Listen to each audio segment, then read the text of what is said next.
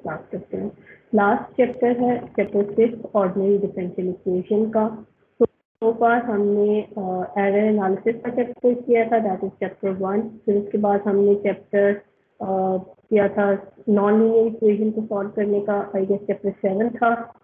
फिर system of linear equation को जो गॉस सीडल और जैकोबी मेथड से किया था, दैट इज उसके अलावा कुछ डायरेक्ट मेथड किए थे, वो हमारे पास था चैप्टर 8। फिर हम वापस आए थे चैप्टर 2 पे, दैट इज फाइनाइट डिफरेंस वाला चैप्टर। फिर चैप्टर 3 आपके पास था इंटरपोलेशन का। चैप्टर 4 हमने किया derivative, chapter 5 integration and chapter 6 ordinary differential equation. तो टोटल जो आपके चैप्टर्स आएंगे न्यूमेरिकल एनालिसिस के लिए वो होंगे 8 चैप्टर शुरू के 6.2 to 8 चैप्टर। तो ये लास्ट चैप्टर है, that is about ordinary differential equation. आप यूँ समझ लें कि जितने मेथड्स अभी हमने किए हैं इन सब का जो इम्प्लीमेंटेशन हो रही होती है, या आप यूँ कह लें कि फ़ायदा क्या है न्यूमेरिकल एनालिसिस के कोर्स को पढ़ने का, तो हमने जैसे स्टार्ट से अब तक बात कर रहे हैं कि और सॉल्व करने के लिए ऐसे प्रॉब्लम्स जिनका एनालिटिकल सोल्यूशन एग्जिस्ट नहीं करता या बहुत मुश्किल होता है कंस्ट्रक्ट करना, उनको हम सॉल्व करते हैं by using some numerical techniques like approximate solution हम इनका फाइंड आउट करते हैं। आज हम क्या करेंगे, या इस बीच में जो हमारे 3 क्लासेस हैं इसके अंदर हम ऑर्डिनरी डिफरेंशियल इक्वेशन, यानी हमारे पास एक डिफरेंशियल इक्वेशन, एक इक्वेशन जिसमें डेरिवेटिव इन्वॉल्व होते हैं, उन्हीं के सोल्यूशन की बात करेंगे कि उनको न्यूमेरिकली किस तरह से सॉल्व किया जाता है। डिफरेंशियल इक्वेशन का या ऑर्डिनरी डिफरेंशियल इक्वेशन का आपने एक कोर्स कर लिया होगा पहले, जिसमें आपको वेरियस मेथड एनालिटिकल करवाए जाते हैं डिफरेंशियल इक्वेशंस को सॉल्व करने के। हम उनको नहीं डिस्कस करेंगे। हम जो डिफरेंशियल इक्वेशंस पढ़ेंगे उनको न्यूमेरिकल मेथड से, by using different numerical method, सारी न्यूमेरिकल टेक्निक्स भी पढ़ेंगे, उनसे किस तरह सॉल्व किया जाता है वो देखेंगे। तो सबसे पहले हमें पता रिवीजन क्लास आप समझिए थोड़ी बहुत रिवीजन है, हाफ पार्ट में फिर हम न्यूमेरिकल मेथड को देखेंगे। तो सबसे पहले हम रिवाइज करते हैं कि हमारे पास डिफरेंशियल इक्वेशन क्या है। यहाँ से कहते हैं कि ऑर्डिनरी डिफरेंशियल इक्वेशन की हम बात करेंगे। तो सबसे पहले हमारे पास डिफरेंशियल इक्वेशन क्या होती है कि एक ऐसी इक्वेशन जिसके अंदर डेरिवेटिव इन्वॉल्व है। जैसे आपके सामने स्क्रीन पे शो हो रही है dy/dx is equal to f(x, y). अब dy/dx is derivative, first order derivative, because is the first derivative, तो हम कहेंगे कि फर्स्ट ऑर्डर डिफरेंशियल इक्वेशन है बिकॉज एक ही डेरिवेटिव इन्वॉल्व हो रहा है, is equal to f(x, y). f(x, y) is a function. ये फंक्शन कोई भी हो सकता है, लाइक पोलिनोमियल हो सकता है, कोई ट्रिग्नोमेट्रिक फंक्शन हो सकता है, कोई आपके पास exponential, logarithmic, any type of rational function, जितने भी आपने टाइप्स पढ़ी है उनसे कोई भी टाइप की f(x, y) की हो सकती है। लेकिन अब आपके पास क्या, जैसे कैलकुलस में आप पढ़ते थे y is equal to f(x), आप ये वाला फंक्शन यूजली पढ़ते हैं y is equal to, calculus की अगर हम बात करें, y is equal to f(x), इसका मतलब होता है that function is in one variable x। आपके पास एक ही वेरिएबल होगा, चाहे आप sin x ले रहे हैं, एक्सपोनेंशियल की पावर x ले रहे हैं, लॉगरिथमिक x ले रहे हैं, या x²+1, जो भी आप पॉलिनोमियल ले रहे हैं, उसमें वेरिएबल एक इन्वॉल्व होता है, दैट इज x। यहाँ पे जब हम कह रहे हैं f(x, y), दिस मीन्स कि आपके पास जो फंक्शन अब आएगा वो होगा जिसमें आपके पास 2 वेरिएबल्स इन्वॉल्व हो रहे हैं, एक x और एक आपके पास कौन सा वेरिएबल होगा, y। फॉर एग्जाम्पल मैं कहती हूँ, लेट्स से f(x, y) को हम डिफाइन करते हैं कि वो हमारे पास क्या है, x² प्लस से e की पावर y। तो this is function of 2 variable, एक आपके पास x वेरिएबल है, एक आपके पास क्या है, y वेरिएबल है। तो ये 2 वेरिएबल में आपने f(x, y) फंक्शन को डिफाइन किया हुआ है। तो हम कह रहे हैं, और हम थ्रू आउट इसी तरह की इक्वेशन में इंटरेस्टेड हैं, इसके सोल्यूशन में इंटरेस्टेड हैं कि एक डिफरेंशियल इक्वेशन है, that is dy/dx is equal to some function, और वो फंक्शन किस किस्म का है, वो x और y में आपके पास फंक्शन आ रहा है। तो हम सोल्यूशन फाइंड आउट करेंगे। यहाँ अगर मैं साइड पे लिखूँ तो हम ये अपने पास आपका लिख लें कि ऑर्डिनरी डिफरेंशियल इक्वेशन में किस किस्म की डिफरेंशियल इक्वेशन को आप सॉल्व करने जा रहे हैं, आप सॉल्व करने जा रहे हैं y' is equal to f(x, y) and f(x, y) is function of 2 variable x and y। ये आपके पास क्या है, इक्वेशन है जिसके आपने सोल्यूशन को फाइंड आउट करना है। फिर उसके बाद मैंने क्या लिखा है, subject to some initial condition y of x not is equal to y not, y of x not is equal to some y not. ये भी होगा कि आपको साथ में मैं आई सी लिख रही हूँ, that is for initial condition. अब बाउंड्री कंडीशन भी गिवन होती है, इनिशियल कंडीशन भी साथ में गिवन होंगी। दैट मीन्स के मैं आपको साथ में इनिशियल कंडीशन का फायदा या क्यों डिफाइन हो रही होती है, y of x not is equal to y not. अब जैसे फॉर एग्जांपल हम एक प्रॉब्लम है हीट से रिलेटेड, अगर आपने डिफरेंशियल इक्वेशन का कोर्स पढ़ा है तो आपको याद होगा फर्स्ट प्रॉब्लम जो आप यूजली सॉल्व कर रहे होते हैं डिफरेंशियल इक्वेशन के कोर्स में, वो सोल्यूशन ऑफ हीट इक्वेशन होता है। आप एक मॉडल बनाते हैं हीट इक्वेशन का, लाइक एक इक्वेशन ड्राइव होती है कि that is a heat equation. एक रॉड के टेम्परेचर को देखते हुए हम कह रहे होते हैं कि यहाँ पर एक रॉड है of length from let's say कहते हैं कि मेरे पास एक रॉड है ऑफ एल लेंथ, कोई भी लेंथ इसकी हो सकती है, ठीक है, और मैं इसमें सर्टन पॉइंट किसी भी पॉइंट पे अगर टेम्परेचर मेजर करना चाहती हूँ तो मैं क्या करूँगी, यूजिंग हीट इक्वेशन में ये काम कर सकती हूँ। अब इस प्रोसेस को स्टार्ट होने के लिए लाइक इनिशियली तो हम क्या कंसिडर कर रहे होते हैं कि जब भी टाइम जैसे टाइम स्टार्ट होगा तो टेम्परेचर हम हीट देंगे इस रॉड को तो टेम्परेचर राइज करना शुरू कर देगा। बिफोर दैट हम कहते हैं कि जो टाइम जीरो पे टेम्परेचर भी जीरो है, तो that is called initial condition. जो हम क्या कह रहे थे, हम कहते हैं टेम्परेचर at time zero, अगर temperature is a function of T, then temperature at time zero is equal to zero. That is my initial condition. कि शुरू में temperature आपके पास क्या है, जीरो है। जैसे जैसे टाइम प्रोसीड करेगा, आपका सिस्टम इवॉल्व करेगा, जैसे जैसे टाइम बढ़ता जाएगा टेम्परेचर भी बढ़ता जाएगा। तो हम कहेंगे कि पहले अगर 0 सेकंड पे टेम्परेचर जीरो था, जैसे जैसे टाइम गुजर रहा है अब टेम्परेचर इंक्रीज होता जा रहा है, अगर हम इंक्रीजिंग टेम्परेचर की बात कर रहे हैं। या एक और एग्जांपल के तौर पे अगर हम देखें तो कोई भी फिनोमेना जो है वो ऑल ऑफ द सडन, मतलब ये नहीं होता कि पहले से स्टार्ट हुआ हुआ था और फिर हम बीच में से उसको देख रहे होते हैं। जैसे कोविड है, एक पर्टिकुलर टाइम पे स्टार्ट हुआ था, लाइक 2019 में अगर स्टार्ट हुआ है तो, या 2020 में अगर स्टार्ट हुआ है तो वो एक हमारे मुल्क में अगर हम बात करें किस टाइम से स्टार्ट हो तो एक पर्टिकुलर टाइम होगा, उससे ऑनवर्ड फिर हम काउंट देखते हैं कि कितना हमारे पास काउंट आ रहा था कोविड पेशेंट्स का, या आपके पास कितना इंक्रीज आया कोविड में। And depends upon this function कि अब कौन से प्रोसेस को कौन सा फंक्शन बेटर रिप्रेजेंट कर रहा होता है, दैट हम जनरल फॉर्म में तो एफ ऑफ एक्स वाई लिखते हैं, लेकिन कुछ प्रोसेस होते हैं जिससे पॉलिनोमियल बेटर रिप्रेजेंटेशन दे रहा होता है। कुछ प्रोसेस जैसे अगर हम कोविड की स्पेशली बात करें तो एफ ऑफ एक्स वाई को क्या होना चाहिए, एक्सपोनेंशियल फंक्शन होना चाहिए, क्योंकि रैपिड ग्रोथ आपके पास आ रही है ना, मल्टीप्लाई होता है वायरस के बैक्टीरिया को हम क्या कहते हैं कि मल्टीप्लाई हो रहा होता है हर दफा, तो हम क्या करते हैं एक्सपोनेंशियल रैपिड ग्रोथ रेट हम देखते हैं तो एक्सपोनेंशियल फंक्शन यूज करेंगे। अर्थक्वेक की बात करें तो वहाँ यूजली लॉगरिथमिक फंक्शन को यूज किया जाता है उसकी इंटेंसिटी को मेजर करने के लिए। और मेडिकल साइड पे जाए तो ईसीजी वगैरह में आप देखें साइन वेव इस टाइप की वेव्स बन रही होती है तो ट्रिग्नोमेट्रिक फंक्शंस का ज्यादा यूज हो रहा होता है। तो इसलिए हम कहते हैं कि जनरली आपके पास एफ ऑफ एक्स वाई है, लेकिन आपके प्रॉब्लम के हिसाब से ये फंक्शन वेरी करेगा। ये ट्रिग्नोमेट्रिक भी हो सकता है, एक्सपोनेंशियल भी हो सकता है, तो आपके पास पॉलिनोमियल भी हो सकता है, एंड कोई भी और फंक्शन आपके पास इस फॉर्म में आ सकता है। And subject to some initial condition, अब आपको समझ आ गई कि किसी पर्टिकुलर इनिशियली सिस्टम स्टार्ट कब हुआ, लाइक ये प्रोसेस स्टार्टिंग टाइम क्या था इसका, तो वो उसको हम कहते हैं इनिशियल कंडीशन।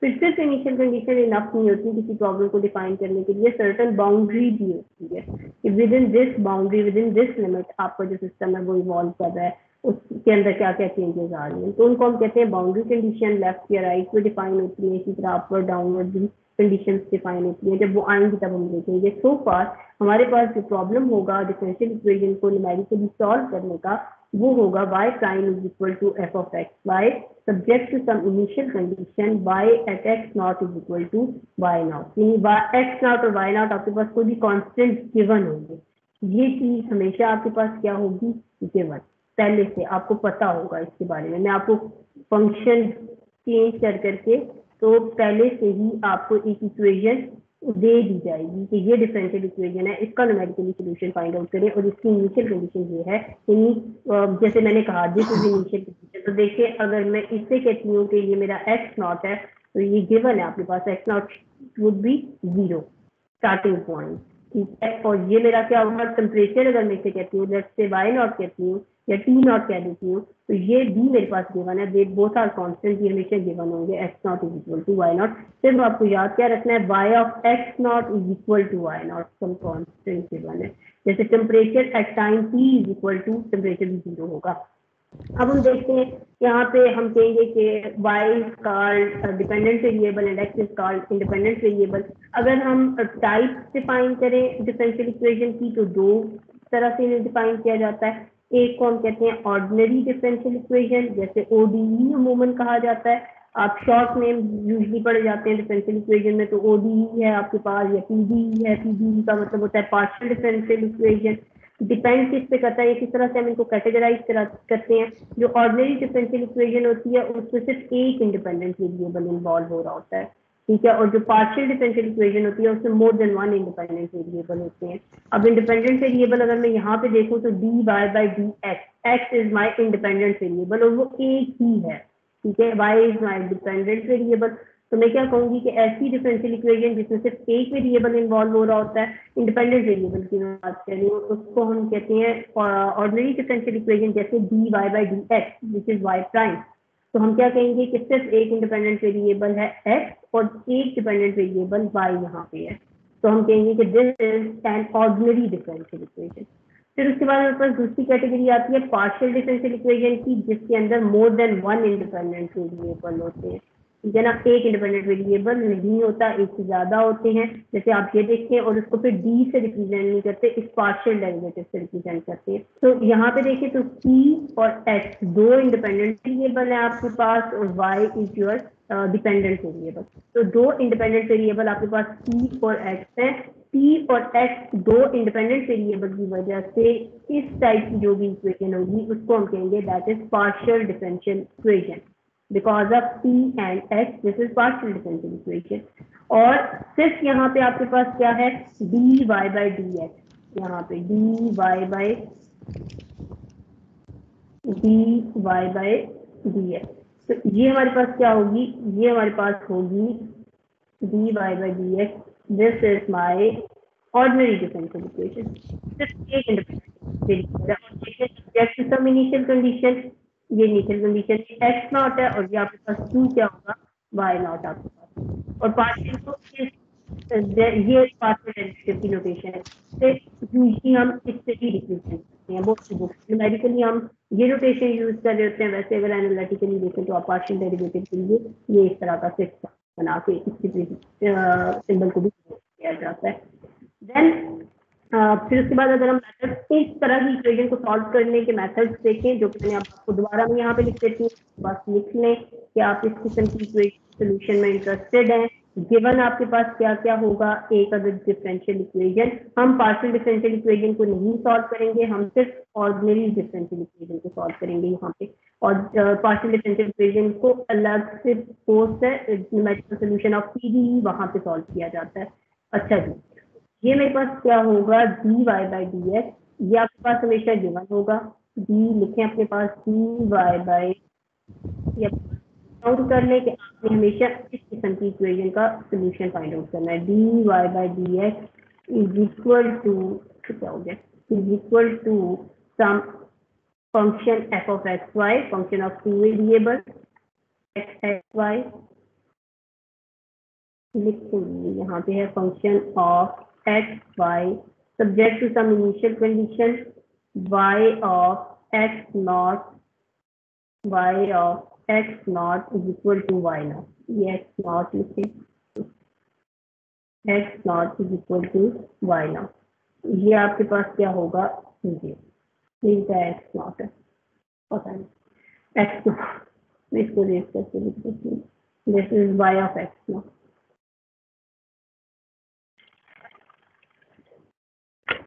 y of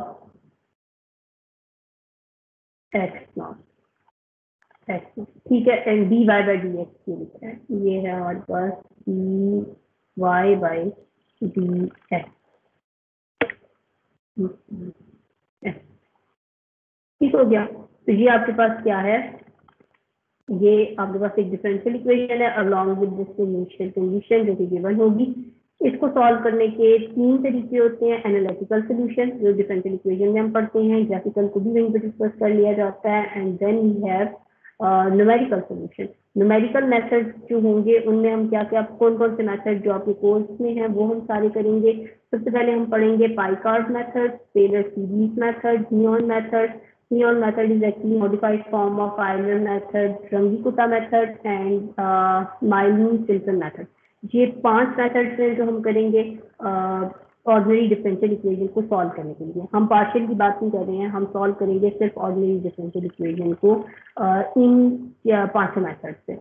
तो सबसे पहले अगर डिफरेंशिएट के साथ साथ मैं डिफरेंस भी बताती जाऊंगी। पाइकार्ड मेथड में टेलर सीरीज में अगर हम डिफरेंशिएट करें तो टेलर सीरीज का मतलब है कि आप टेलर सीरीज एक्सपेंशन करेंगे डिफरेंशियल इक्वेशन की और उसके थ्रू इसको सॉल्व करेंगे। अब पाइकार्ड मेथड में क्या हो रहा होता है कि हम फॉर एग्जांपल मैंने आपसे कहा था कि इस इक्वेशन का हमें सोल्यूशन चाहिए, तो लेट्स से ये मेरे पास एक इक्वेशन है विद सम इनिशियल कंडीशन, जैसे मैंने आपसे कहा था ये गिवन होगी।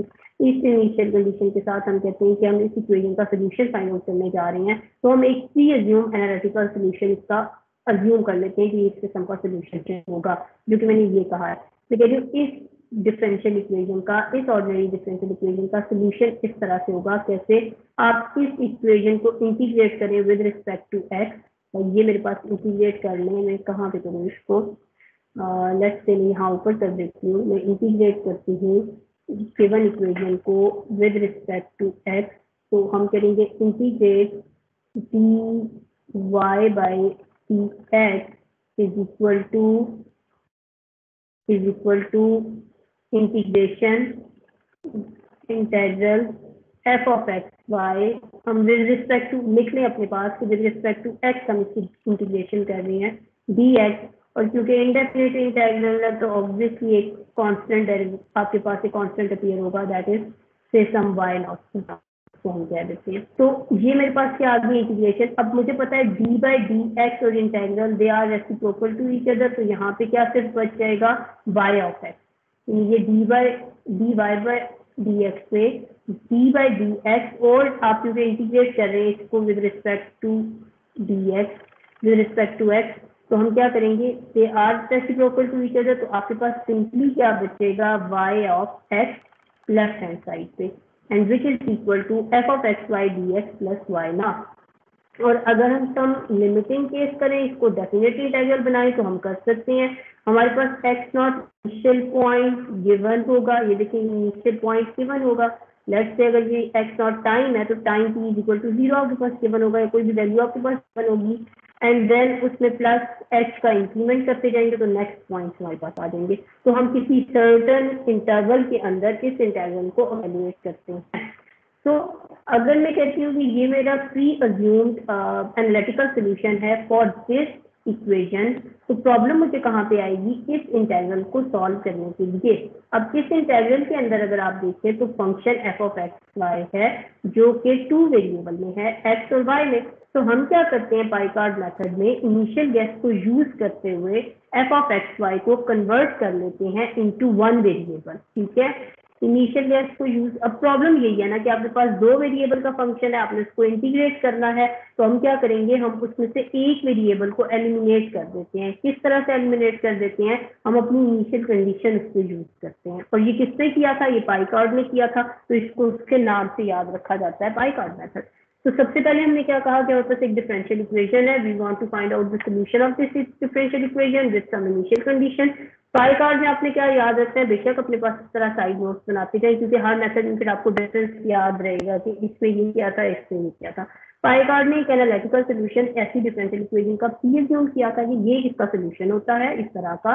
अगर मैं इस इंटीग्रल को सॉल्व कर लूँ तो मैं इक्वेशन सॉल्व कर सकता हूँ। इस इंटीग्रल को सॉल्व करने के लिए उसने क्या किया था, उसने कहा था कि क्योंकि फंक्शन ऑफ 2 वेरिएबल है, इसको हम कन्वर्ट करते हैं 1 वेरिएबल के अंदर बाय यूजिंग इनिशियल कंडीशन। कैसे?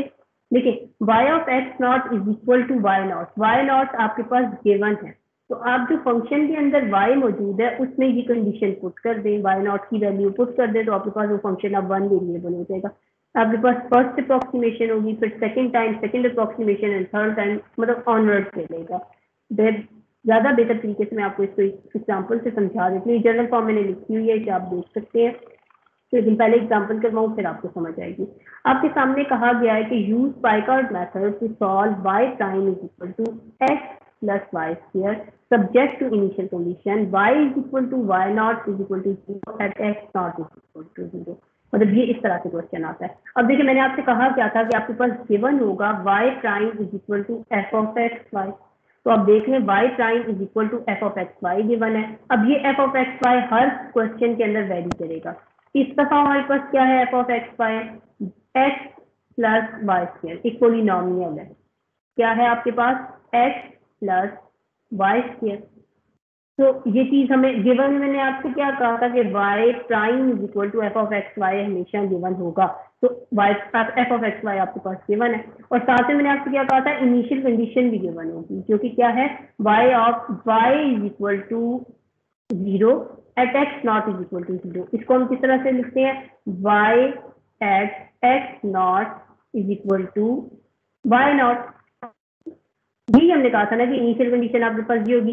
अब आप रिकग्नाइज करें तो आप क्या लिखेंगे, y एट एक्स नॉट क्या है आपके पास, 0 is equal to Y naught which is also 0, which is also 0। तो हम क्या कहेंगे कि एक्स नॉट भी 0 है और वाई नॉट भी 0 है। X not, this is my x not, and ये भी हमारे पास इसकी वैल्यू 0 है। और यहाँ पे मैं आप चेंज भी कर सकती हूँ, मतलब मैं आपको यहाँ पे तो ये दे रही हूँ, लेकिन पेपर में मैं आपको क्या करूंगी, चेंज करके यहाँ पे कोई वैल्यू दे दूंगी। फिर कहूंगी y at say 2 is equal to 6, y at 2 is equal to -1। ठीक है, तो आप क्या करेंगे फिर, वो यूज करेंगे, वो कंडीशन यूज करेंगे। बाय चांस यहाँ पे सिंपल केस है, दोनों हमारे पास 0 है। तो हमने क्या कहा हुआ है, अब पाइकार्ड मेथड ने क्या कहा था कि इसका एनालिटिकल सोल्यूशन इस सिस्टम का एग्जिस्ट करता है, y is equal to Y naught plus integral f of x y d x, जो मैंने आपको भी ऊपर बताया। आप सिर्फ इसको देखें, ये वाला, ठीक है ना। हमने क्या कहा, y of x is equal to F of x y d x plus y naught. ये हमारे पास आ गया y नॉट प्लस, इसको मैंने पहले लिख लिया एफ ऑफ एक्स वाई। तो मैंने क्या कहा था, आप क्योंकि फंक्शन ऑफ 2 वेरिएबल है तो इसको कन्वर्ट करें 1 वेरिएबल में बाय यूजिंग इनिशियल कंडीशन। कहाँ पे, y नॉट पे। तो मैंने क्या किया, मैंने सिर्फ यहाँ इनिशियल कंडीशन यूज करनी है, तो इसके ऊपर एक छोटा सा 0 डाल दिया, तो दैट से मुझे पता चले कि मैंने यहाँ पे y नॉट को पुट करना है। ठीक है, और इसको मैंने क्या कह दिया कि जब मैं y नॉट पुट कर दूंगी तो जो इंटेग्रल इवेल्युएट होके आएगा वो मेरे पास क्या बन जाएगा, y1 फर्स्ट अप्रोक्सीमेशन बन जाएगी मेरे पास। सही हो गया। तो मैंने इसके ऊपर y1 लिखा है, और यहाँ क्योंकि मैंने कंडीशन फंक्शन के अंदर यूज करनी है तो मैंने क्या किया, इसको ये समझ लें आपके पास है y नॉट की पावर 0, मतलब आप इस तरह से फर्स्ट वैल्यू आप समझिए, आप यहाँ पे यूज कर रहे हैं। तो फर्स्ट अप्रोक्सीमेशन हमारे पास अपडेटेड वैल्यू y1 बन जाएगी। कब, जब हम f of x y naught में y नॉट की वैल्यू पुट करेंगे विच इज 0।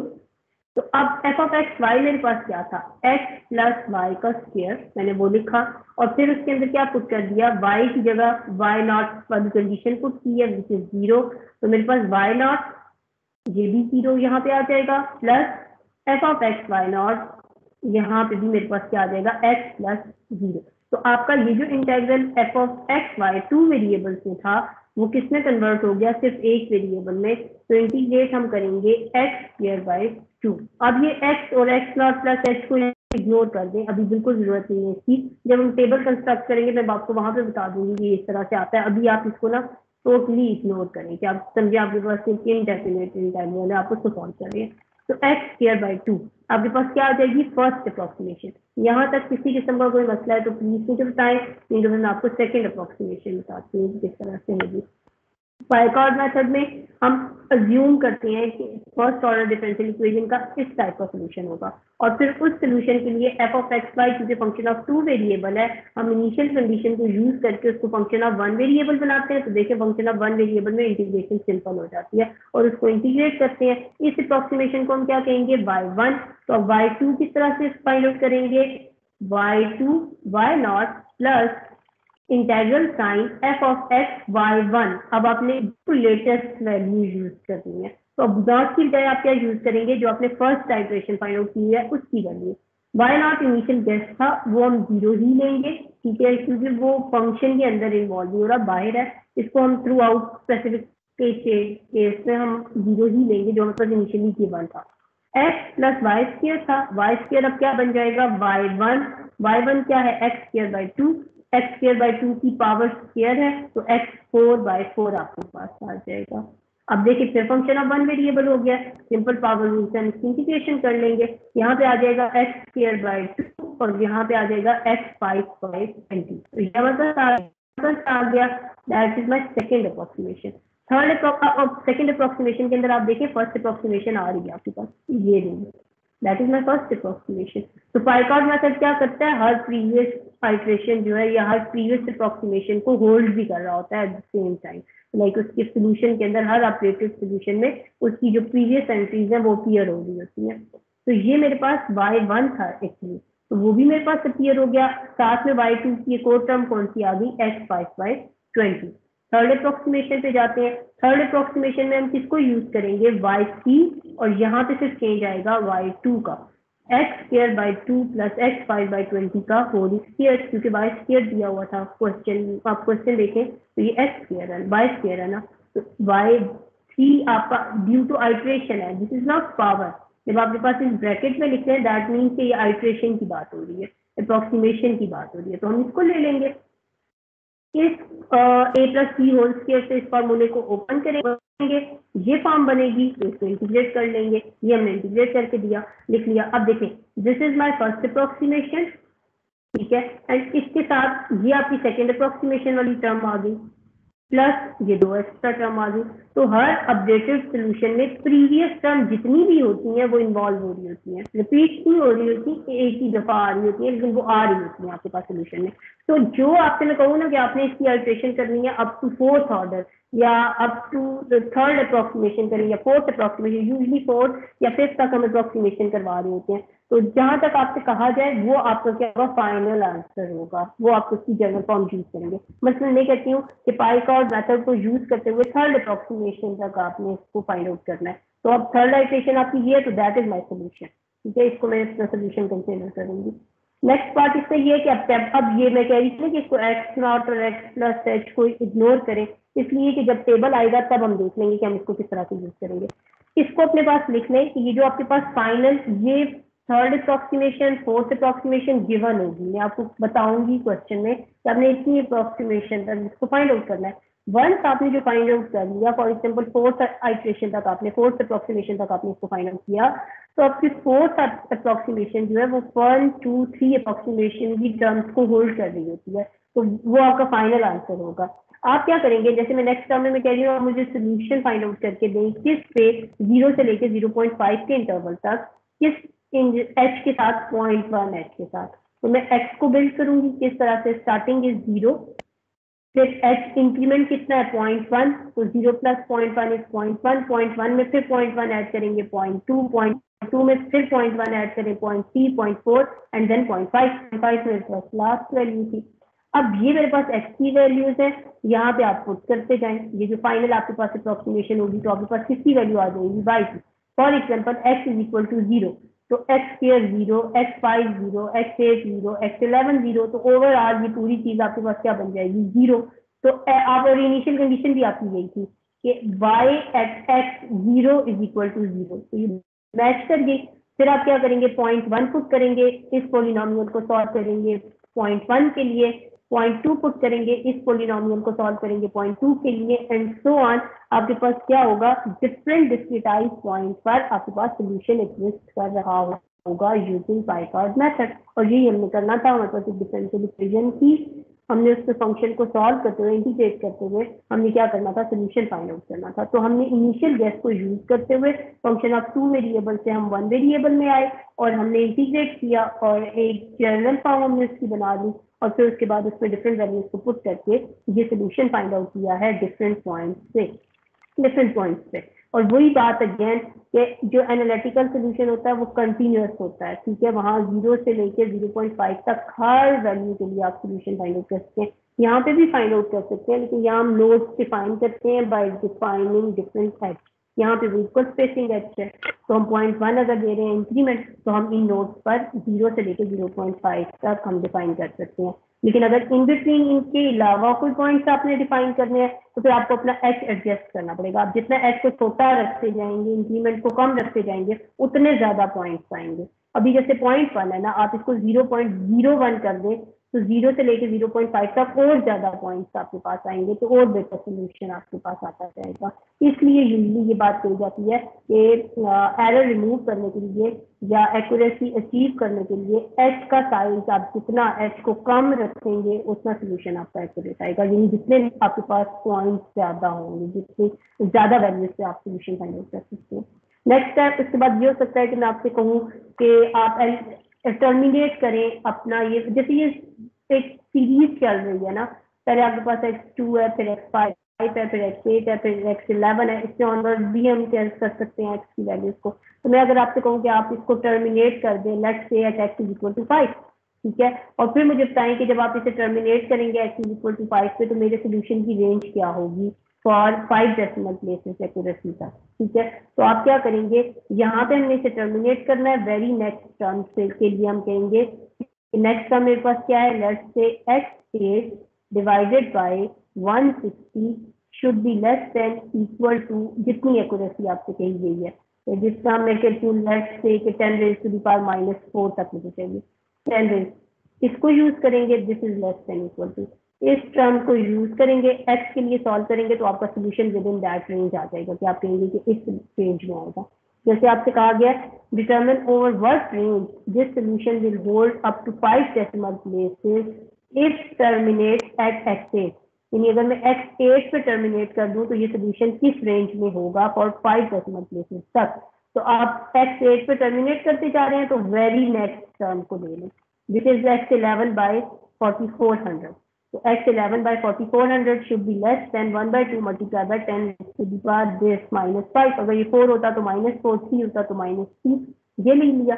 अब इसमें आपने x11 के लिए सॉल्व किया, सबसे पहले 4400 को यहाँ पे मल्टीप्लाई कर दे राइट हैंड साइड पे, ये किया, इसको सॉल्व किया, x11 का 1/11 प्रूफ ले लिया, तो आपके पास आ जाएगा 0.1। इसका मतलब है डिसोल्यूशन रेंज आपकी जाएगी वो किस में जाएगी, 0 से लेके 0.71 तक। इसके बाद हमारे पास टेलर सीरीज मेथड है, इंशाल्लाह हम नेक्स्ट क्लास में करेंगे। आज की क्लास में हमने इनिशियली डिफरेंशियल इक्वेशन को सॉल्व करने का तरीका देखा है कि किस तरह से हम डिफरेंशियल इक्वेशन को सॉल्व करते हैं, एंड देन उसके बाद हमने न्यूमेरिकली देखा है कि पहले हमने डिफाइन एक्चुअली रीकैप लिया है पीछे जो हमने डिफरेंशियल इक्वेशन को किया हुआ था, और फिर उसके बाद हमने क्या किया कि हमने कहा न्यूमेरिकली हम इसको सॉल्व करेंगे by using different numerical method, जिसमें हमने पहला मेथड पाई कार्ड मेथड किया है। पाई कार्ड मेथड हमें ये कहता है कि आपने इस मेथड में यूज करना है किसको, एक जो आप प्री अज्यूम सोल्यूशन है उसके लिए इनिशियल गेस को हम यूज करते हैं करके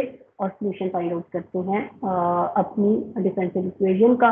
और फिर मैंने टेबल बनाना भी आपको सिखाया है कि आप किस तरह से टेबल बनाएंगे, एंड देन आप सोल्यूशन की सर्टेन रेंज भी फाइंड आउट कर सकते हैं। ठीक हो गया।